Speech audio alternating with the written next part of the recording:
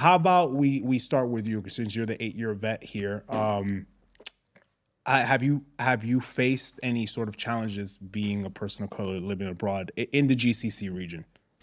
In the GCC region, I have not, Okay. especially comparing, back to living at home in New Right. York City. I think over here, we talked about it before. It's like, we're appreciated or feel like we're exotic, which is a Yeah, plus, this is a which is a plus. plus. It is a And plus. then career-wise, it's been nothing but endless opportunities here.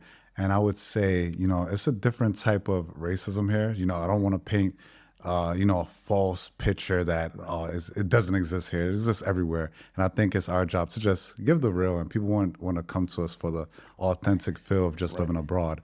But if you're from the U.S. and you're of color, it's great because our education system is looked at into a high regard. Right. So coming out here with a bachelor's, a master's degree, or with some high level degree, you're gonna get that respect here. Right. And do you feel that where you're at currently, do you feel like you'd be able to have that role back home as quick as you attained it, or do you feel like maybe you would have lagged a little bit in your career back home, or do you feel like you sort of accelerated your career track? Just we're just talking about your career, solely your career. Yeah, Obviously, yeah. the lifestyle Yeah. is has skyrocketed. There's no I don't think there's any comparison. you can't but compare. You You can't cannot compare. comparison. But just from a career trajectory, and then we can get into your personal high life, rock star life that you have out here in Abu Dhabi and in the UAE. Yeah.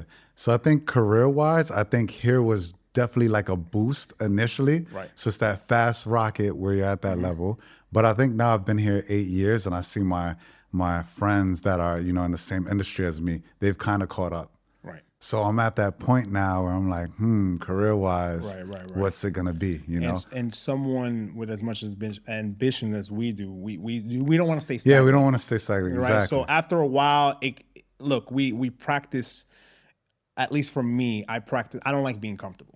Exactly. Right. I like to Yeah. always be learning. I want to feel like I'm always learning. And I feel like the reason why I became an expat was for a new challenge. And I would hate it if it doesn't matter what country you put me in. If I feel stagnant in any part of my life, I feel like there needs to be a change that needs to be made. Right. Exactly. So, I'm the same here. do you feel like maybe you've reached a little bit of a stagnation point? Not that I know you love your job, right? Yeah. But do you feel like here, because of maybe Emiratization, that's a very public, that's a big public, thing. that's a public policy of the country, right? So we're Yeah. not selling it, we're not saying anything that people don't already know. Yeah. Do you feel like there's a sort of ceiling that people hit as an expat, unfortunately, here? There's definitely a ceiling here, as far as especially depending on the industry you go with. If you're in a company that's that's public or that's private, there's a difference there. But there is a push for amortization, which is a good thing, for the population here or for the locals that are here.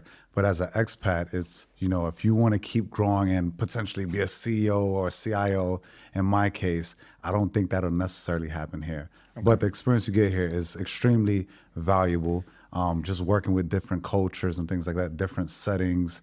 You learn a lot. Where I know whenever my next role is, it's gonna just put me leaps and bounds ahead of other Right, because people. you learn they do give you a lot of responsibilities Yeah, here, right? they definitely do. I think for me, it's sort of in my industry is a little different. I'm a lawyer, right? So I practice a certain practice where practicing outside of the US, you get certain experience that you would never get in the US, but Yeah. I'm missing that US concentrated sort of practice as part of my practice, sort of that deal workflow. So there's ebbs and flows and pros and cons to me being out here, but in terms of what my long-term future is and with the things that I want, I'm getting those soft skills of just dealing with people from extremely different cultures, right? From back home than to here. So I feel from that aspect, I'm able to deal with a large bandwidth of different personalities and temperaments and personalities and, tolerances and temperaments. So that's been really good. And was it the same from you going from London to now here, or you had to make those adjustments along the way So- each time?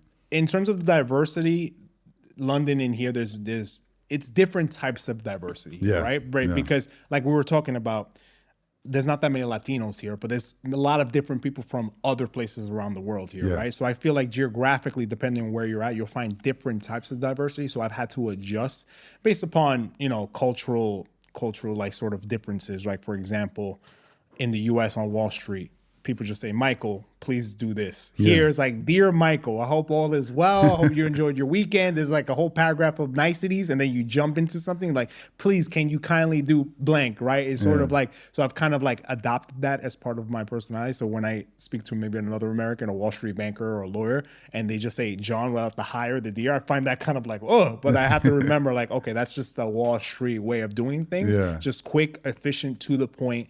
And here I think people actually take the time to actually want to get to know how your day was going, right? So Yeah. And I got a question. So you being of Dominican descent, does that even play a role, or do people even know where the DR, the Dominican Republic, is? I think people know. I think when I say Caribbean, they know the region. Okay. But a lot of people like they just kind of say, yeah. Like, but if I actually pulled up the map, I don't think people actually know where it is here.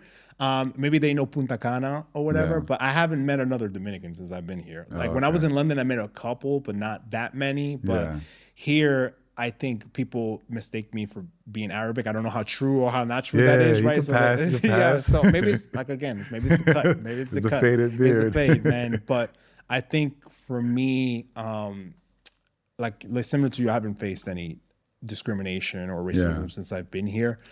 In fact, I think that because I'm an expat and I came here specifically for work, people see me in a different light. I don't know why, right? I feel like I'm treated really nicely here. Definitely. I'm treated nicely in New York, but I'm just another New York dude when I'm back in New York, right? So it's sort of like people may be a little more rough with me. So that's when the New York comes out or whatever.